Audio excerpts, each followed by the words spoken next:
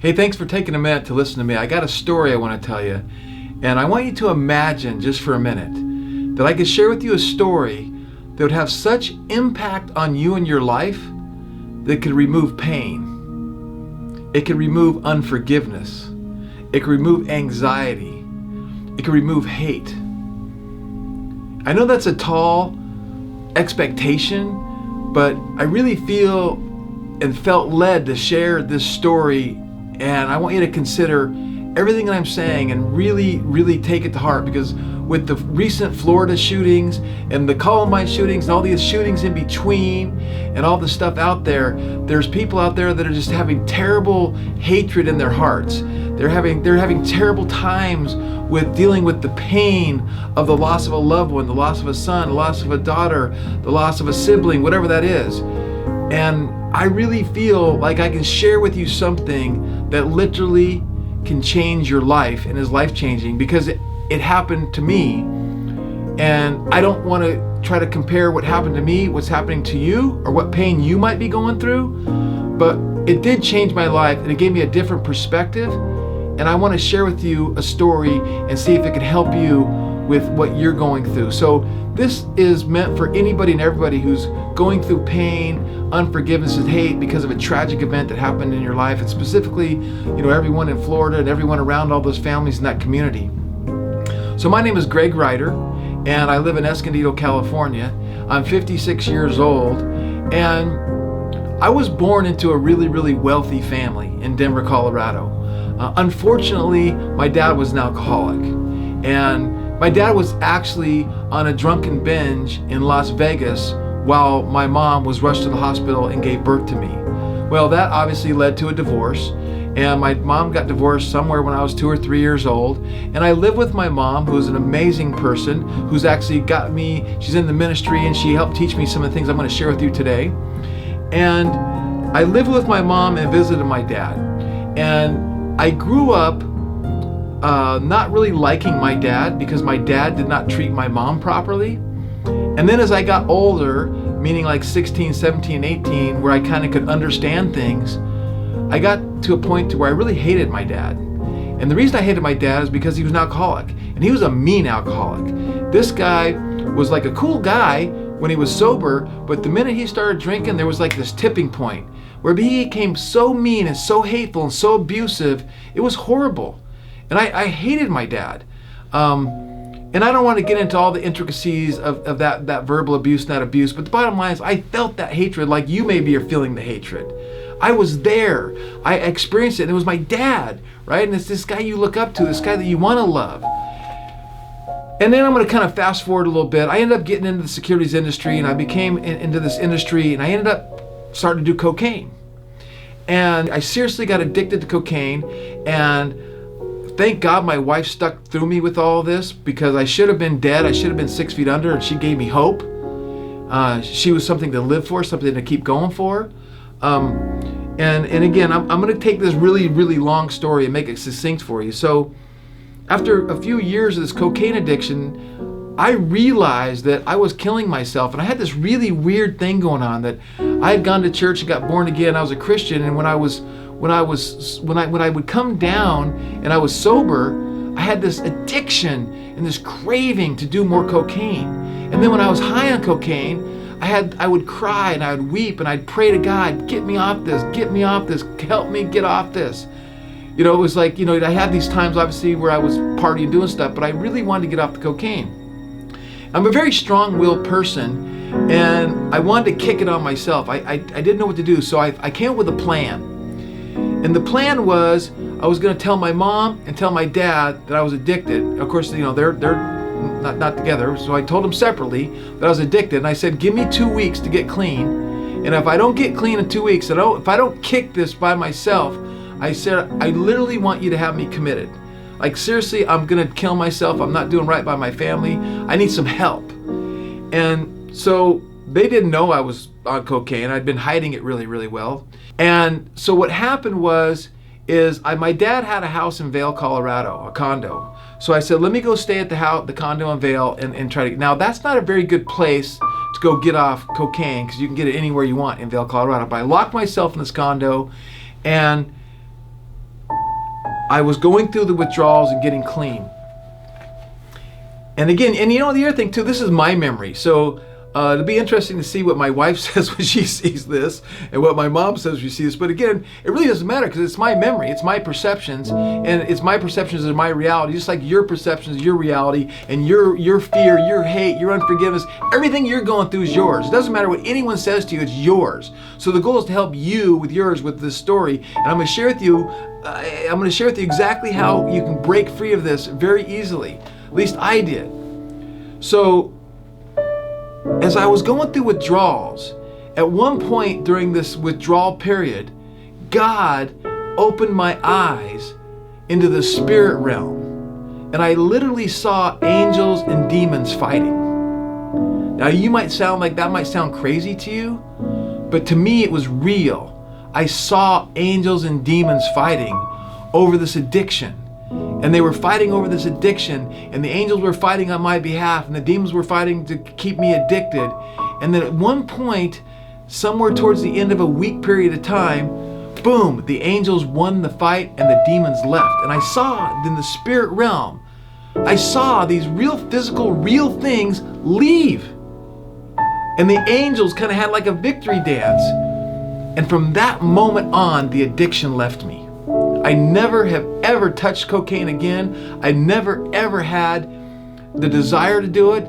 I came back to my office and everyone around me was doing it, and that prompted me to fold up tent and move and get out of the business because I didn't want to be around those kind of people. But it left me. Once the demons left, I was healed of that addiction.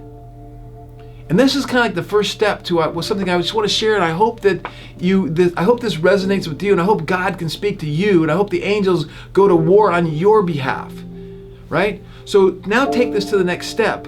So I start to understand demons, and my mom, she believes in demons, and she comes from a background where she would teach people about demons, and she actually wrote a book called Angels and Demons, Hollywood Knows the Difference.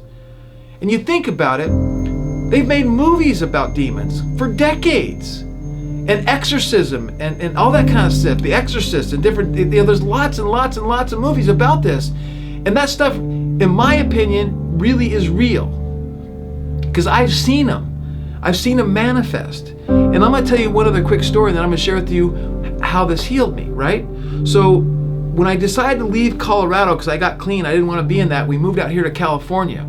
At that time, my mother had a radio show, and she had a radio ministry, and she would tell people she was going to come preach for them. And hey, come meet me at this place, I'm going to preach. And 40 or 50 people would show up, and then she would preach, and then we'd go home. So I was out here looking for a place to live. I was with her and helping her, and this lady comes up to me and says, "Hey, do you think your mom would pray for my mom when she's done preaching?" And I'm like, "Well, sure, she'd pray for her. Where is she?" She's like, "Oh, she's in the car." I'm like, "Oh, we'll go get her. We got to bring her in." Now, "Oh, no, I can't bring her in. No, we can't bring her in." And I'm like, "What do you mean you can't bring her?" She said, No, I just want your mom to pray for her when she's done preaching."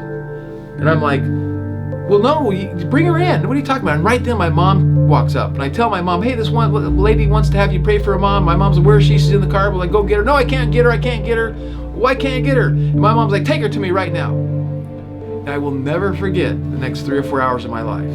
We go out to this car, and here's this lady that I think was somewhere in her 60s, and she was handcuffed, sitting in the car, handcuffed with her legs handcuffed under her knees so she could not chew on her arms because she was so demon possessed. Her arms were scabbed because she would chew on her arms. She was growling and making noises that I've never heard. So you can imagine a guy like me seeing this, and you're going, she's growling and making noises that you just can't even imagine could come out of a human being. And my mom says, "Get her out of the car." And they get her out of the car, and she's handcuffed, right? She's got the handcuffs behind her. They take her in. My mom says, "Hey, somebody else go preach." And we go in this room somewhere. My mom starts praying and casting these demons out, now, which I have never seen before. I had no idea my mom did this. And I saw sounds come out of this lady and growling and things, and said, like 3 or 4 hours of prayer and laying hands on this lady. And by the time my mom and this prayer session was done, the lady left out of handcuffs, singing "Yes, Jesus Loves Me," crying, and the daughter was crying and weeping of happiness because he said her mother had been possessed like that for years. And I was just like, poof, blow my mind, right? So I've seen demons manifest in humans. Personally, I had God open up my eyes to the spirit realm. I saw demons leave me. So what happened with me is I understand demons. I started to get this understanding of the demons through my mother. I came to the realization, my mom said to me one day, she goes, Greg, she goes, you can't hate your dad. You have to hate the demons. You have to hate the demons. Love your dad. You're like, wow.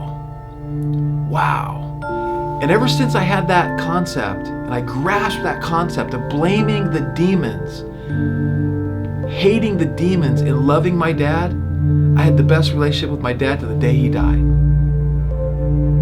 I want you to have that.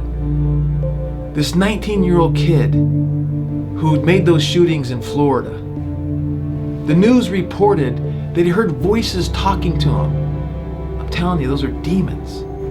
It's a biblical written process. They've been around for forever. Hollywood knows about them. Hollywood makes movies about them. Now, even if you don't want to believe that demons exist, consider this. Consider hating the demons anyway. Blame it on the demons. Get rid of that hatred. Hate the demons. Love the person. Can you imagine that 19-year-old boy? He was a baby at some point. He was somebody's little baby. He was somebody's little kid crawling on the floor. He was somebody's 4-year-old. He was somebody's 6-year-old. He was somebody's 8-year-old. You have a 6-year-old. You have an 8-year-old. You have a 10-year-old. You have a child. What causes a 19-year-old boy to go into a school with a semi-automatic or automatic, whatever kind of rifle it was, and shoot people? It's demons. So we blame it on the demons. What causes that husband to be abusive? It's demons. What causes people to hate people and do heinous things? It's demons. For me, this is something I've kept in me. I've kept this story and this conversation in me for years, literally for decades. And God kept saying, share your story. Literally like the last 5-6 months, He's prompted me to tell this story and record this video. Tell this story, record this video. Tell this story, record this video. And I've been too busy. I had too much going on. I'm a busy person. I don't want to do this. I don't want to put myself out there. And finally, I'm submitting to God because I really believe this can help people. And really, for me, it doesn't really matter if you believe me. It doesn't really matter if this resonates with you. It works for me. It helped me forgive. I forgave my father. I forgave other people, and I blamed it on the demons. So I have a pretty good basis for everything I'm talking about, right? And again, just consider for you in your life. Think about it. If you're the type of person that prays and believes, pray about it. Because the worst thing that you can harbor is hate. Hate will kill you. It will destroy you. We've seen it. It's documented. It happens to everybody who hates. So the idea is, let's get rid of the hate with forgiveness. How do you get rid of the forgiveness?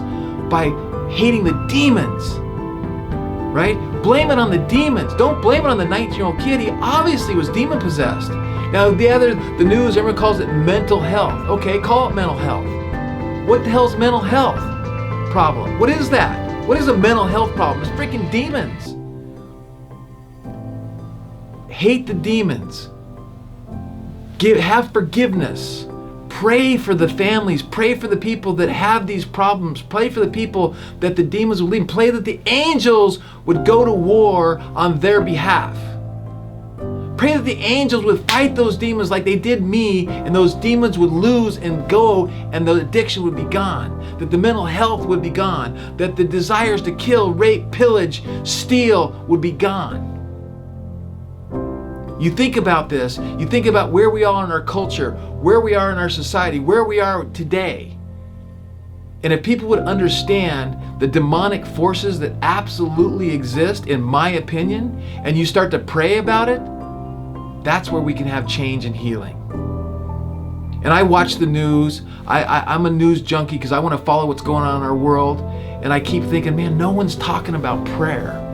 No one's talking about where's the church. No one's talking about praying and having a real movement of praying against violence. My mom actually started a website, prayagainstviolence.com. I'm not even sure if it's still up, it's like 10 years old.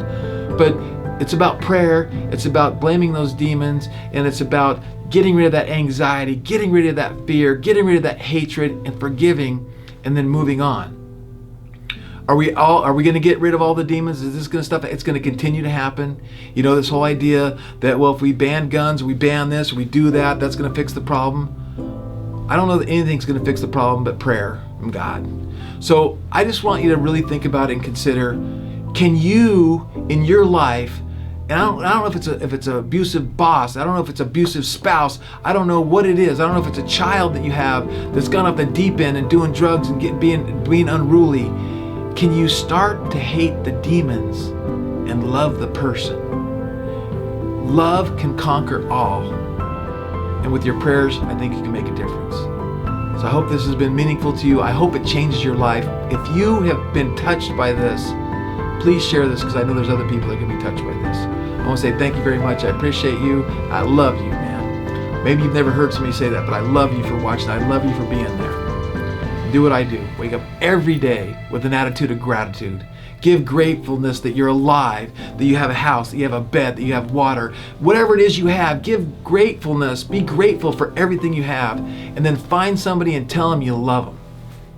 And I promise you'll have a better day.